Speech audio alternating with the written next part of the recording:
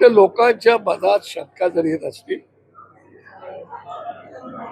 आणि लोकांना वाटते की हे सगळं मतांसाठी चाललेलं आहे ईव्हीएम वगैरे वगैरे, तर लोकांच्या शंका दूर करायच्या असतील तर मागच्या वेळेला राज ठाकरे साहेबांनी सांगितलं होतं की मोठं जग ओरडून बोलतोय, ट्रम्प साहेब ओरडून बोलत आहेत की निवडणुका ह्या बॅलेट पेपरवरती झाल्या पाहिजेत.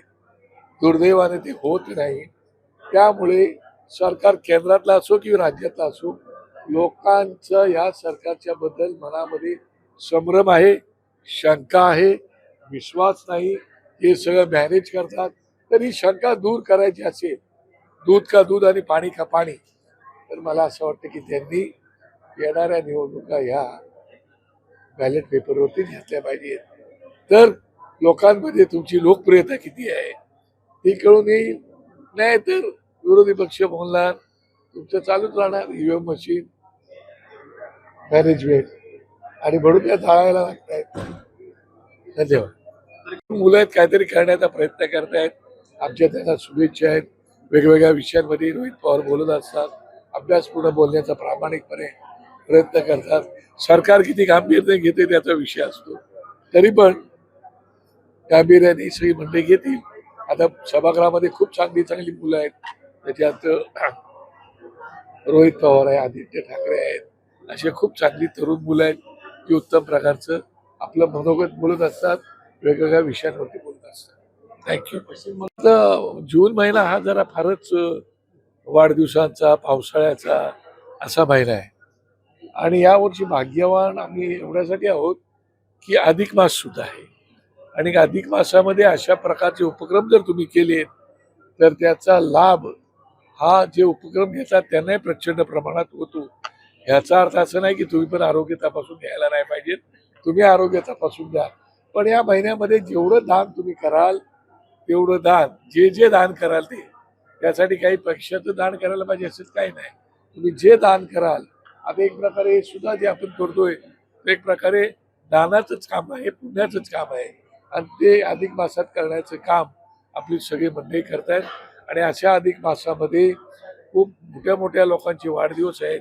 आज सन्माननीय शिवसेनेचे नेते, त्यांच्या युवा सेनेचे अध्यक्ष आदित्य ठाकरे यांचा पण वाढदिवस आहे.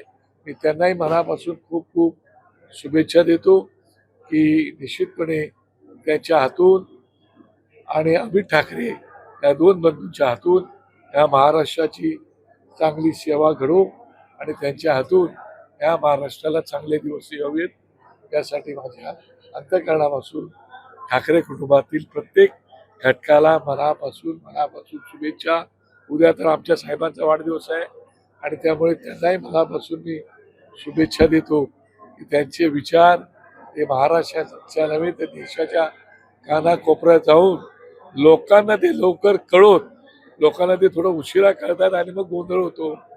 त्यामुळे ते लोकांना लवकर कळवत, लोक चांगले जागे होत, जागृत होत आणि या देशाचे महाराष्ट्राचे दिवस उत्तम येऊ. माझ्या मनापासून शुभेच्छा. सर, सरकारने खरं आता मी नवीन मुंबईच्या सगळ्याच टीमला मनापासून धन्यवाद देतो. सन्मान्य राजसाहेब ठाकरे यांच्या वाढदिवसानिमित्त आज या ठिकाणी एक हप्त्याचा सप्ताह म्हणून महाआरोग्य शिबिर आयोजित केलेलं आहे. आता जवळजवळ शिबिर फिरून पाहिलं, त्यामध्ये नखापासून केसापर्यंत आपल्या आरोग्याची काळजी घेण्यासाठी ज्या ज्या गोष्टी आवश्यक आहेत त्या गोष्टीचे त्या ठिकाणी सेंटर लावलेलं आहे.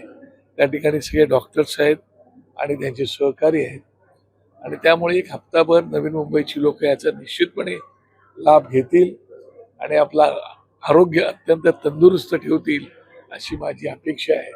आत्ताची पिढी किंवा आत्ता पूर्वीची लोक हेल्थ कॉन्शियस फार आहेत आणि अशा वेळेला अशा प्रकारचे कार्यक्रम घेऊन त्याला आणखीन जर आपण सहकार्य केलं तर निश्चितपणे याचा समाजात उपयोग फार होतो आणि म्हणून या सगळ्यांचं मनापासून मी धन्यवाद व्यक्त करतो.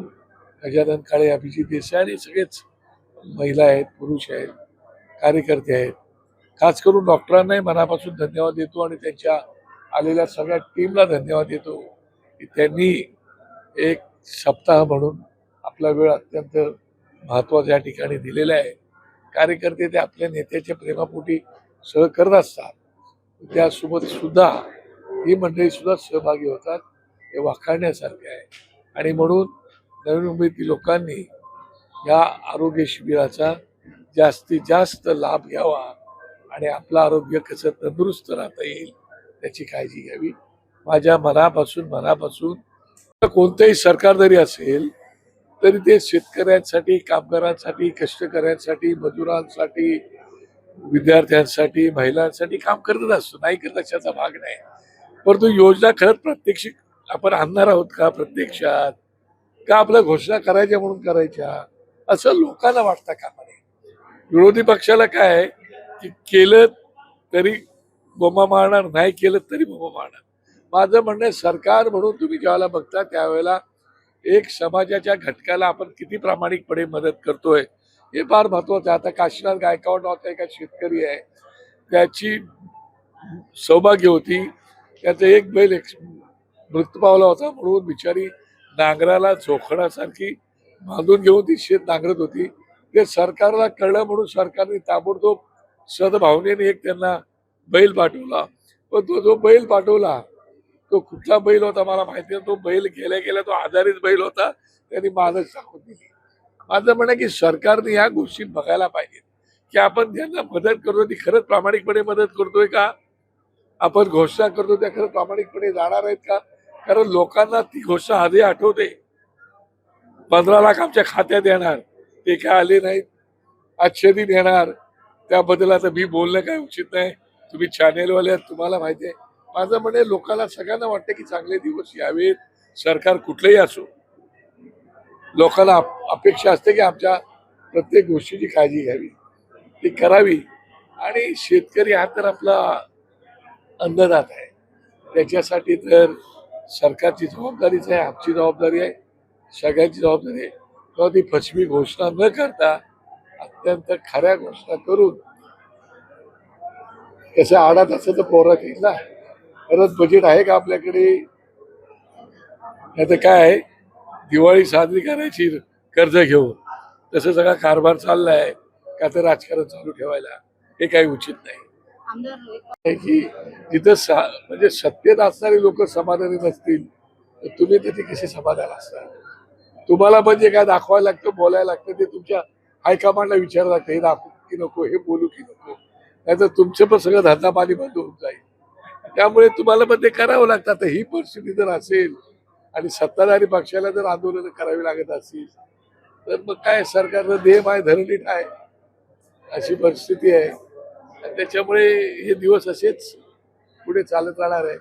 पण कधीतरी भगवान के घर में देर है अंधेर थोड़ी है, ऊपर वाले की लाठी कभी तो पडते, आवाज येत नाही, पण पडणार.